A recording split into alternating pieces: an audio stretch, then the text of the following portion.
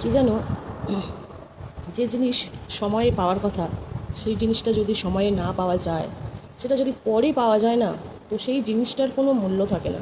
কারণ তখন সেই জিনিসটা পাওয়ার কোনো ইচ্ছেও থাকে না। কারণ যেটা আগে পাওয়ার ইচ্ছে থাকে সেটা যখন পরে পাওয়া যায় সেই ইচ্ছে থাকে না, সেই মূল্য থাকে না।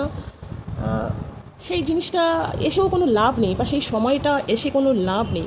তাই আমার মনে হয় না যে ভগবান কেন এত নিষ্ঠুর হয় আমি জানি না। এক এক সময় মনে হয় ভগবান বোধহয় যা করে সবার মঙ্গলের জন্য করে, কিন্তু তা হয়তো ঠিকই মঙ্গলের জন্য করে, কিন্তু এই যে সময়টা মানুষ যে ফেস করে সেই সময়টা যে এতটা কঠিন।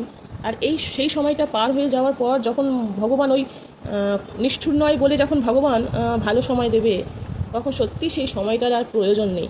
সত্যি সেই সময়টা তখন আর দরকার নেই। সত্যি সেই সময়টা তখন আর ইচ্ছে নেই যে আমার এই সময়টা এখন আসুক। কারণ আমি যে সময়টা, মানে মানুষ যে সময়টা চাইছিল, যে ভালো সময়টা, সেটাতে যখন মানুষ স্ট্রাগল করা শিখে গেছে বা করেছে বা করছে, সেইটার ওপরেই না মানে অভ্যস্ত হয়ে গেছে।